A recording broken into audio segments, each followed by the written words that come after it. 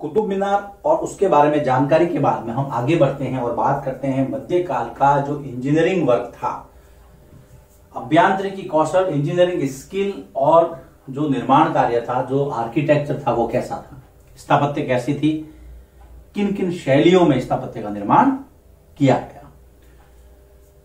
इमारतें बड़ी इमारतें थी, भव्य इमारतें थी, तो उसके लिए इंजीनियरिंग वर्क भी फाइन क्वालिटी का अच्छा चाहिए था। देखिए शुरू करते हैं इसको कि भव्य इमारतों के लिए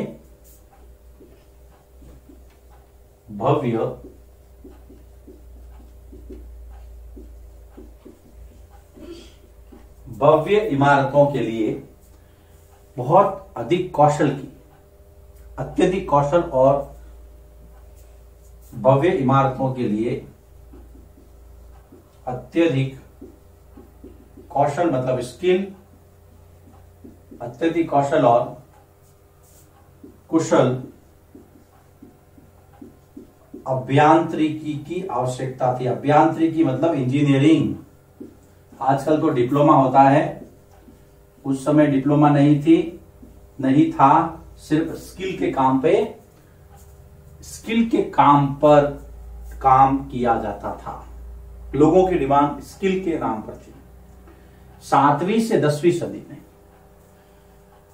भवनों का जो स्ट्रक्चर था वो कैसा था, तो 7वीं से 10वीं सदी में भवनों में 7वीं से 10वीं सदी में भवनों में अधिक कमरे, कैसे अधिक कमरों वाले घर। 7वीं से 10वीं सदी में भवनों में अधिक कमरे, दरवाजे और खिड़कियां, कमरे, दरवाजे, खिड़कियां आदि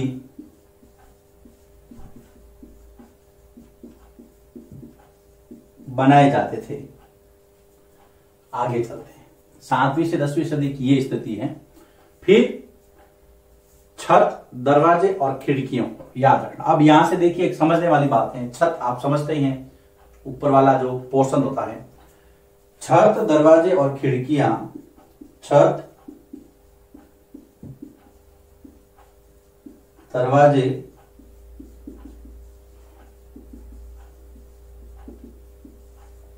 और खिड़कियों को ऊर्ध्वाधर खंभों के आर पार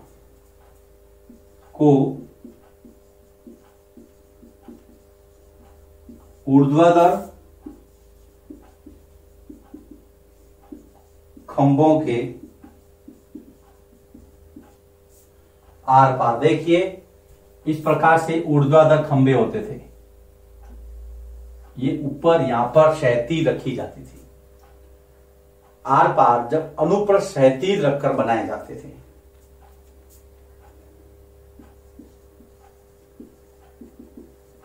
अनुप्रस्थ क्षैतिज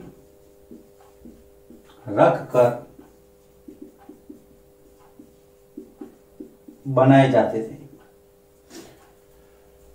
यह है क्षैतिज, याद रखना इस तरह से। और ये इस प्रकार की ये देखेंगे ना, आपको इसको कहेंगे हम अनुप्रस्थ। ये है ऊर्ध्वाधर खंभे।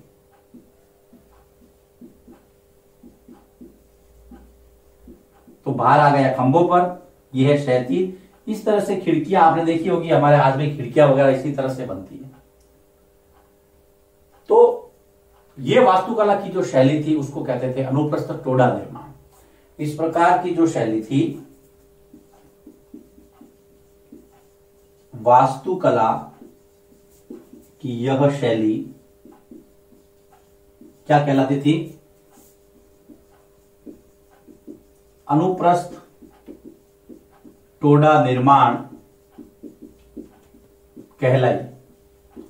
अब एग्जाम में आता है कि अनुप्रस्थ टोडा निर्माण शैली से आप क्या समझते हैं, तो आपको यह लिखना है कि मध्यकाल में 7वीं से 10वीं सदी के अंदर जब छत, दरवाजे और खिड़कियों को ऊर्ध्वाधर खंभों के आर पार अनुप्रस्थ क्षैतिज रख करके जब निर्माण कार्य किया जाता था, उसको हम अनुप्रस्थ टोडा निर्माण कहते थे। आगे चलते हैं। 8वीं से 13वीं शताब्दी का जो समय था उसमें मंदिर, मस्जिद, मकबरे, सीढ़ी नुमा कुएं जिसको आप बावड़ियां बोलते हो, है ना, स्टेप वेल्स, गुजराती में जिसको वाव बोलते हैं, जैसे कि यहाँ पास में ही पाटन के अंदर रानी की वाव है ना, जिसको रानी की वाव भी कहते हैं। क्या है देखिए, 8वीं से 13वीं शताब्दी के मध्य, 8वीं से 13वीं सदी के बीच में मंदिर, मस्जिद, कुएं, बावड़िया जिसको सीढ़ीनुमा कुएं कहते हैं, बावड़िया भी जल का बहुत अच्छा स्रोत थी प्राचीन काल में। अगर कहीं है तो इसको संरक्षित करने की आवश्यकता है, इसको सुरक्षित रखने की आवश्यकता है। सीढ़ीदार कुएं जिसको बावड़िया बोलते हैं, मकबरे आदि के निर्माण में इस अनुप्रस्थ टोडा शैली का बावड़िया, मकबरे आदि के निर्माण में अनुप्रस्थ टोडा शैली लिख रहा हूं, इस शैली, इसका मतलब अनुप्रस्थ टोडा शैली का निर्माण हुआ। शैली क्या थी मैं पहले आपको बता चुका हूं। आगे बढ़ते हैं, हम बिल्कुल सीक्वेंस में चल रहे हैं, हम पढ़ रहे हैं इंजीनियरिंग वर्क किस हिसाब से उस समय घर और भव्य इमारतें बनाई जाती थी। फिर आगे चलते हैं, 12वीं शताब्दी वो समय था जब भवन निर्माण के लिए दो प्रकार की विधियां, दो टेक्निक या दो प्रौद्योगिकी परिवर्तन नजर आए। 12वीं सदी में 12वीं सदी में भवन निर्माण में दो प्रौद्योगिकी मतलब तकनीकी, टेक्निकल, दो प्रौद्योगिकी परिवर्तन नजर आए। क्या क्या परिवर्तन हुए देखना, मैं यहां पर लिखूंगा पहला और यह दूसरा। पहला क्या था, दरवाजों और खिड़कियों की अधिरचना का भार, समझना इसको। पहला, दरवाजों व खिड़कियों की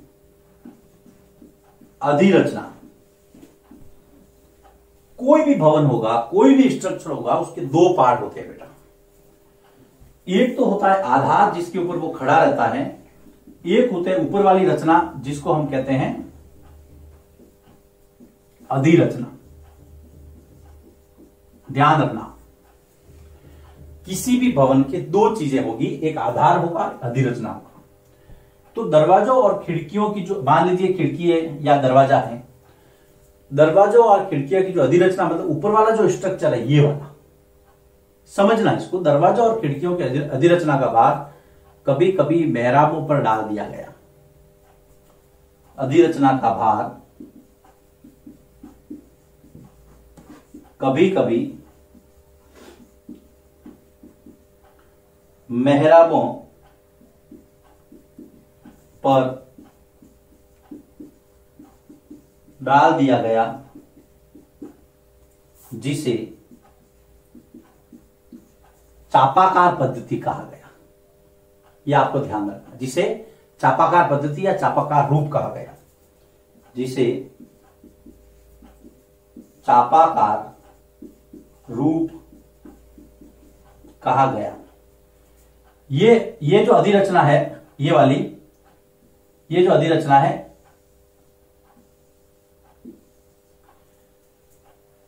दरवाजों और खिड़कियों की जो अधिरचना है मतलब ऊपर वाली, यहां पर इस प्रकार का स्ट्रक्चर बना के इसको कहा गया मेहराब। इसका पूरा भार यहां पर डाल दिया गया और यहां पर डाट लगता था। ये है मेहराब, अर्थात दरवाजा और खिड़कियों के ऊपर वाली जो संरचना, उसका पूरा भार पहले दोनों खंभों पर था, लेकिन यहां पर एक ऐसा स्ट्रक्चर बनाया गया जिससे पूरा भार यहां आ जाए और यहां पर डाट लगाया जाता था। ये जो सिस्टम था इसको कहा गया चापाकार रूप। तो पहले हमने पढ़ा अनुप्रस्थ टोडा निर्माण, देन अब चापाकार रूप। दूसरा क्या चीज, भवन निर्माण में चूना, पत्थर और सीमेंट का प्रयोग किया गया। दूसरा यहां पर मैं लिखता हूं, भवन निर्माण में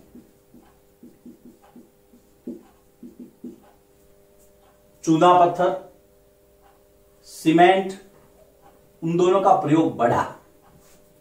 भवन निर्माण में चूना पत्थर और सीमेंट का प्रयोग बढ़ा, याद रखना। साथ ही साथ जो आज आप देखते हैं ना कंक्रीट, उसकी शुरुआत हो गई थी।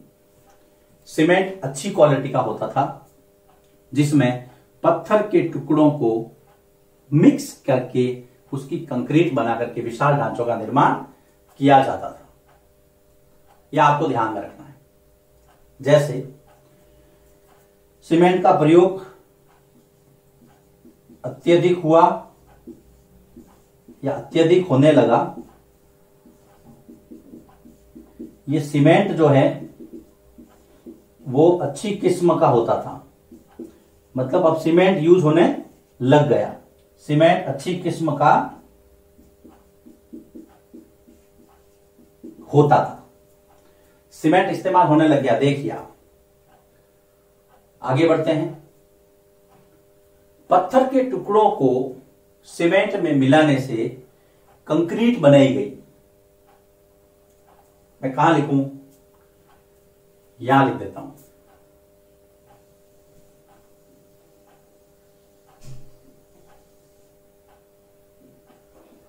सीमेंट में पत्थर के टुकड़ों को मिलाकर क्या बनाई गई? कंक्रीट, जो आज भी आप देखते हैं कंक्रीट बनाई गई, जिसका इस्तेमाल विशाल ढांचों या भवनों के लिए किया गया, जिसका इस्तेमाल विशाल ढांचों को बनाने में हुआ। आज आपने देखा होगा आरसीसी में काम हुआ, बनाने में हुआ। आरसीसी में काम होता है ना, बड़ा बड़ा जो बड़ी बड़ी बिल्डिंग है वो दिनों में तैयार हो जाती है। कंक्रीट लाते हैं, फिर बॉक्सिंग भरते हैं उसमें।